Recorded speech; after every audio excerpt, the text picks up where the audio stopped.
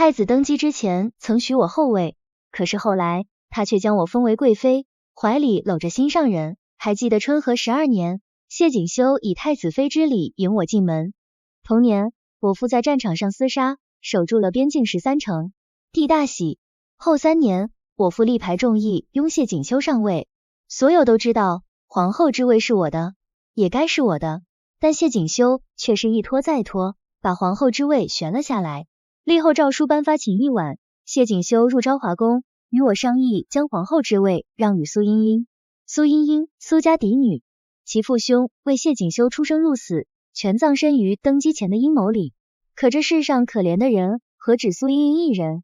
我父如今也有50耳，边境苦寒，我父华发早生，身上的伤层层叠叠，像是蜿蜒的河流，暗伤隐疾更是数不胜数。何况我阿兄曾经全京都最为意气风发的少年郎，也为他鞠躬尽瘁，死而后已。他不应该也不能这般折辱于我与我父家。我摔了砚台，与谢锦修大吵一架。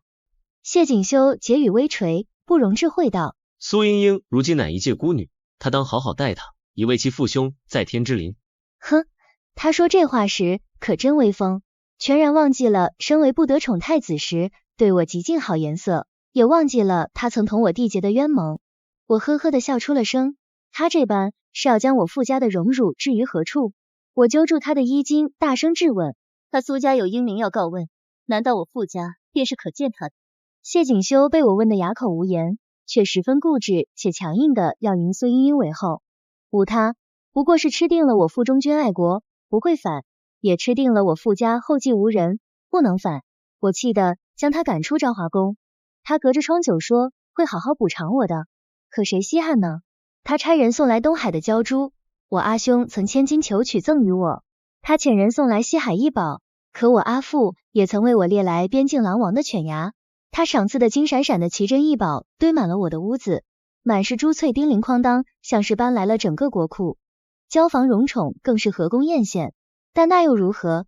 封后诏书一出，人人都知镇国大将军的妖女由其贬为了妾，100年后与他谢锦修合关的是皇后苏茵茵，可不会是我这个自危时伴在他身边的下堂妻。他让我父家成了一个彻底的笑话。苏茵茵封后大典那天，残阳艳红如血，像是要把整个天幕都烧尽。我对外称病不出，谢锦修便宣我阿父办我，这本与理不合，但我父家只剩我和我阿父了。要是你阿兄在，定然不会叫你受这样的委屈。这是阿父第2次同我说抱歉。我自幼失母，父兄有常年征战在外，就算受了委屈也无人可依。那时我最盼的事就是看见那2道我日思夜想的身影。犹记得我10岁那年，我满心欢喜的等着阿父阿兄一同过年，奈何边关告急，朝廷令我父兄即刻启程，不可耽误。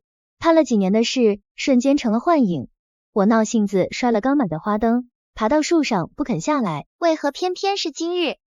今日已是除夕，待夜幕降临，燃烛齐放，便可一起去迎那新年。那便是我阿父第1次同我说抱歉。那时的夜很沉，我阿兄的眼睛亮晶晶的，他在树下张开双臂，等着我跳下去。我阿父说的对，我阿兄在的话，谢锦修必定不敢这么对我。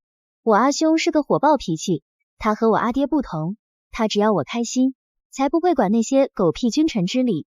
他会拿长长的佩刀问谢锦修，你怎么敢这么对阿叔？可是他已经葬身在塞外的冰天雪地里，肉身都叫人踏成了泥，只叫人带回来一块随身铁牌。那块我亲手纂刻的，想着他战无不胜，平安归来的铁牌，最后却成了他的遗物。想到这儿，我就心口疼。我慌忙抓住春蝉的手，急急想要一个答案。你说，我阿兄一个人在塞外，会不会怪我不去看他？春蝉为我梳发的手一顿，沉默许久，扯出一抹笑。娘娘，小将军他永远都不会怪你的。是吗？我阿兄真的不会怪我吗？那他怎么也一次也不来看看我呢？我失神的看着烛光，妆帘里的珠翠闪烁，映出春蝉惊恐的脸。我迟疑的转头望向他，俯身用指腹擦去他眼角的泪，却越擦越多，越擦越红，最后汇集成红色的小细珠，黏腻在他的发梢上。我疑惑的看着他，春蝉，你脸上的泪怎么擦不干净呢？春蝉听了更是止不住哭。娘娘，求求你了，难过就哭出来吧，别伤自己哥了。我以为春蝉在说胡话，张开双臂想要晃晃他的小脑袋，将浆糊都倒出去，却只听得金器坠地的声音。我垂眸，才发现刚刚在我手中把玩的金簪，不知道何时染了血，而我皓白的小臂上，血正顺着伤口蜿蜒而下。这时我才完全回过神来，我已经许久没哭过了。我阿兄丧报进京的那一天，我就已经流干了眼泪。我傅家就剩我和阿父了，我怎么能人轻易看我笑话呢？更不会轻易叫人欺负了我。所以苏茵茵的妹妹折了我的纸鸢，我便闹了苏茵茵办的金玉宴。那日谢锦绣的脸色极难看，她怒气冲冲地闯进了我的昭华宫，将那只残破的纸鸢摔在我面前。这只是普通的纸鸢，你要1000个、10000个，姑都会给你。你将苏雨初从姑的寝殿里赶出去还不够，还让英英在金玉宴上下不来台。她声厉色急。父叔，你何时变得这么不依不饶了？是啊，那只是只普通的不能再普通的纸鸢，我牵着它还没跑上几步，它就坠到了树上。我绑了衣裙攀上了树，便看见2个美人在假山底下亲亲密密的说小话。他们说我是母老虎，碰见了可要绕着走。可明明我久居昭华宫，鲜少露面，但我这善妒的恶名不知怎的却是传得远远的。现在连这刚入宫的妃子听了我的名讳都讳莫如深。我无心同他们掰扯，只想等他们走了下去，却听得一声冷哼。苏茵茵的妹妹柳眉倒竖，攒着她那断袖孔雀纹的团扇掩着嘴角，不无傲气道：他父叔算个什么东西？我姐姐才是皇上心尖尖上的人。那2美人嗫嚅。可是富贵妃盛宠不断，还敢将皇上拒之门外呀？苏雨初嗤笑一声：你懂什么？不过是病猫发威，皇上还乐得不去呢，也都有个将军爹，等他爹去了，他算个屁。他还要再说，我却跃下树去，结结实实的打了他一巴掌。他身旁美人吓得跪伏在地，大气不敢出一声。苏雨初气得跺脚，大大的杏眸盛满了不可置信。你敢打我？你不过是个被抛弃的弃妇，我阿姐可是当今皇后，你竟然敢打我！我冷冷的斜睨了他一眼，他便吓得后退了几步。我眼皮微掀，抬手抚在他的发鬓，而后转他的脸上，冰冷的金钗在他娇俏的脸上游走。我像毒蛇俯身在他耳侧丝丝低语：你猜我这病猫敢不敢把你这面皮划了？你敢？我姐姐可是皇后，而你不过是个贵妃，说白了就是个妾。他的话没说完，便被我推倒在地。我用鞋尖碾了又碾他的脸。苏雨出惊的大叫，张牙舞爪的喊身旁美人帮他，可谁会帮他？那2美人早就吓破了胆。苏雨初开始哭泣谩骂，他扯着嗓子怨毒的说道：你以为谢景修喜欢你才宠你？他只爱我的姐姐，他纵着你不过是为了我姐姐铺路，你不过是个当箭靶的可怜虫罢了。你有什么厉害的？一个再不会有孩子的弃妇。春蝉闻声而来，急急的捂住他的嘴，他挣扎着扭动着身体，喉咙发出模糊不清的字节。春蝉急得像热锅上的蚂蚁，2只小手死死往下捂。傻瓜，这能管什么用？我抽出纸鸢里的细竹条，戳进了苏雨初的小腿里。苏雨初身娇体弱，吓得晕了过去。春蝉担忧道：娘娘。我朝他笑得灿烂：不妨事，扶我回宫吧。没等谢锦修对我兴师问罪，我就先闯进了他的寝殿。其实苏雨初期爱爱的依在床幔处，苏茵茵正亲口喂他汤药。谢锦修见了我，向来镇定自若的脸上浮现出不自然的神色。我还未开口，苏雨初却已是瑟缩在苏茵茵背后，梨花带雨的开始道歉：贵妃娘娘，我不知道那是您的纸鸢，我不是故意将它弄坏的，我让我皇后姐姐配给您个新的，您别打我了好吗？苏茵茵听了一脸心疼，轻拍着他的背。我听的却是想大笑，也真的笑了。苏雨初抖得更厉害了，不住地说：错了，别打我了，别打我了。苏茵茵急得向谢锦修求救，我也看向谢锦修。片刻后，谢锦修向前一步，沉声道：阿叔，你先回去。我笑得更厉害了，我颔首道：怎么，你也觉得是我的错？谢锦修敛眉：我不是那个意思。呵，苏雨初有句话说的没错，苏茵茵才是他谢锦修心尖剑上的人，这不查都没查便定了我的罪。我摆摆手，笑得眉眼弯弯，你放心，我马上就走。不过是带着苏雨初一起走。我越过谢锦修，一把将苏雨初从床上拖了起来，扯着他往店外去。谢锦修既然想为苏英英造势，那么我便坐实了这善妒的名头，不然岂不白白便宜了他俩？苏雨初惊恐焦距，完全没了白日里的嚣张气焰，不断的喊：姐姐救我！苏英英更是急步上前，扯住了我的衣袖，声音哀切：阿叔姐姐，我知道是我抢了你的皇后位置，是我对不住你，但我妹妹年纪尚幼，你就放过她吧。我不为所动，只说放手。苏英英不但不放，还双膝跪了下来，她眼角带泪：阿叔姐姐，求你了。怪不得谢锦修喜欢她，这娇弱憔悴的我都觉得我是那个蛮不讲理的人。我捏紧了苏雨初的皮肉，痛得她叫了出来。我再说一次，放手。苏英英悲切切的摇了摇头，直勾勾的看着谢锦修。谢锦修，你会帮他吗？用我的血泪来博美人的欢心。大殿寂静，谢锦修唤我。阿叔。我垂眸，你就是这么补偿我的？谢锦修闻言浑身一震，我却觉得无趣。让开，别再让我重复。谢锦修掰开了苏英英的手，苏英英伏在谢锦修胸口，泣不成声，而苏雨初则被我拖出了殿，丢进了颜面。我坐在昭华宫很久，久到谢锦修来我宫里的时候，我都毫无察觉。他坐在我身侧的时候，春蝉脸上愁云密布，像个忧愁的小老太太，看得我直笑。谢锦修听见我笑，眼睛亮了亮，他像从前一样握住了我的手。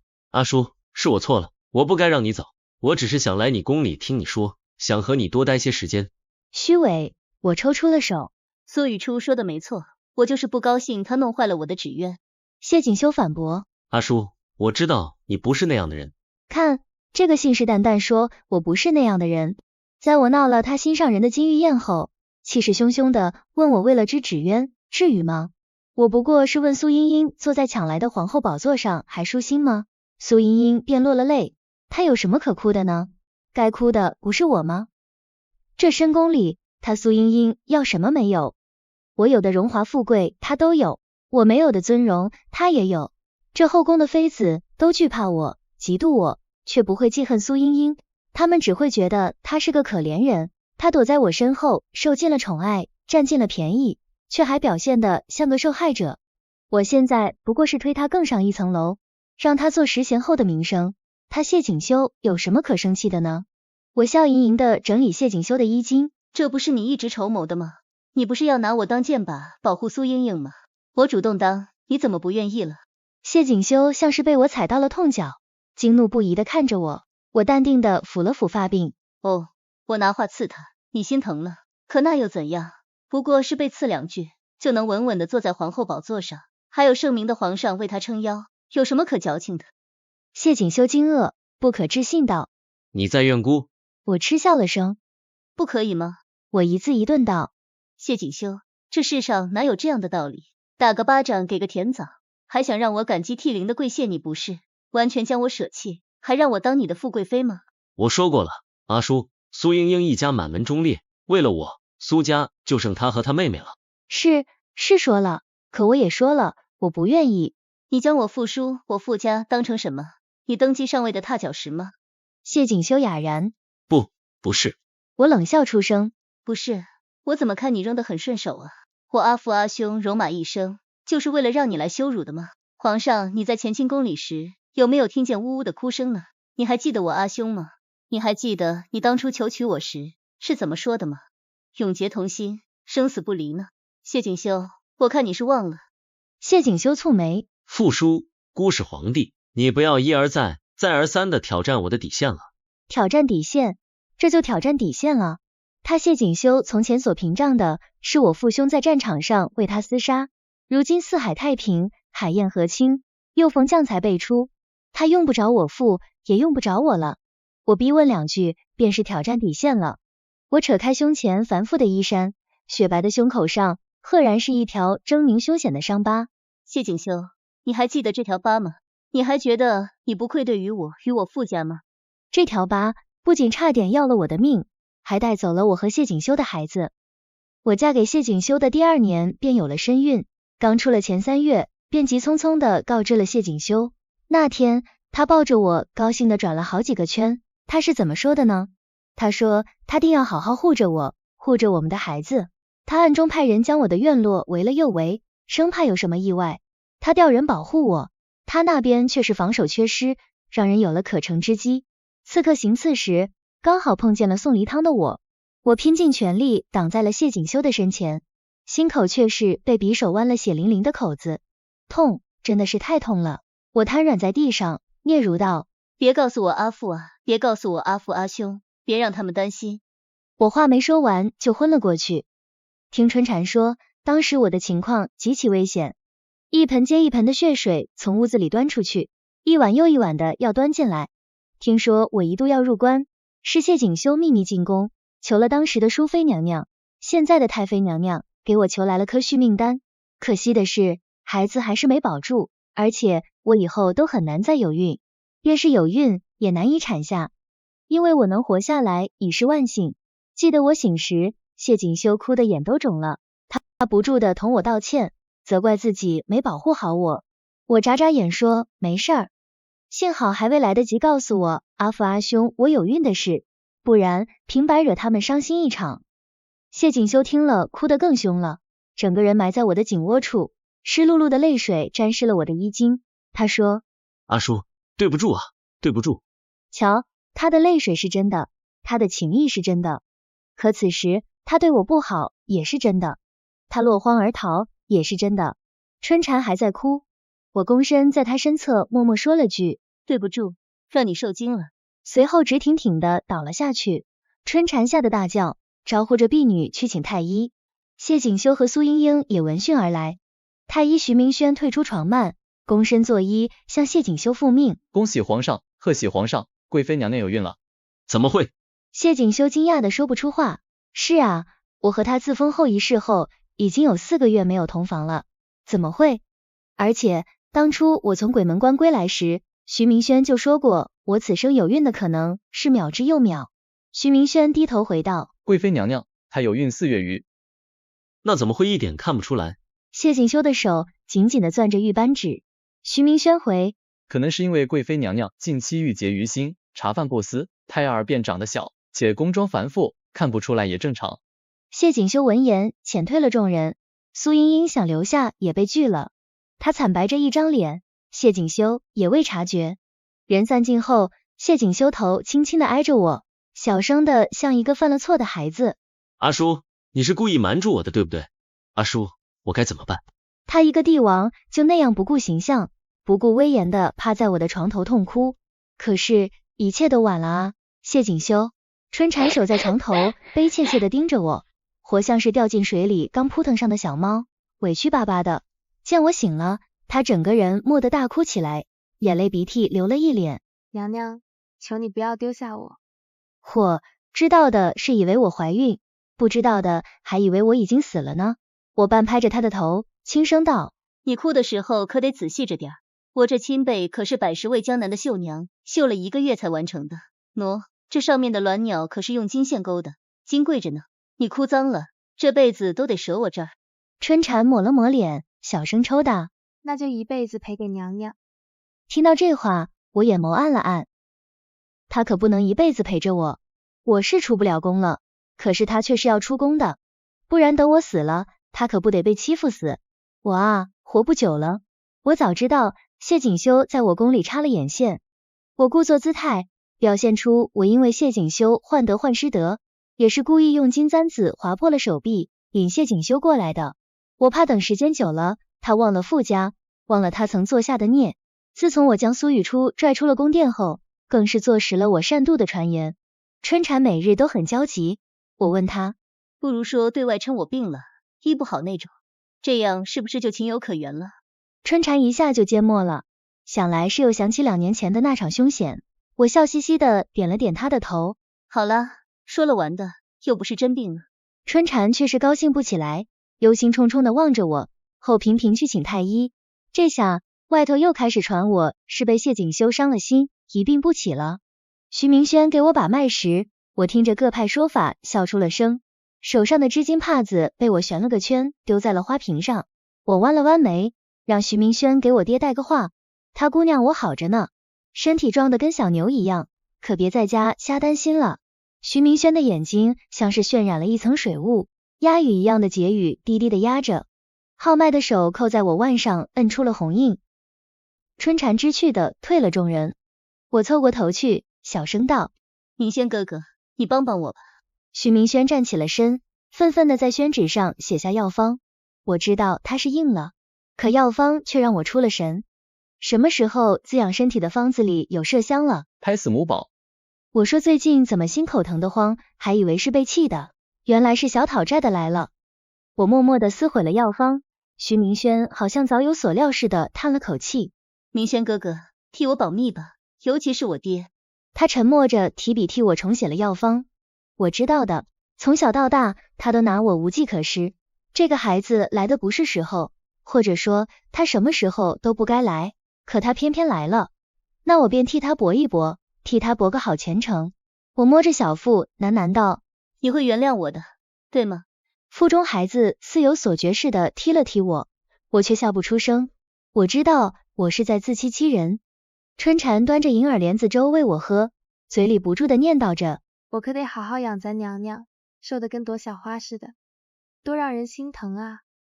说完，他又贴近我的小腹，轻轻的又带着点凶的说：小皇子啊，还是小公主啊，你可要好好待着，别折腾咱娘娘。最后一句轻之又轻。娘娘，她很辛苦的。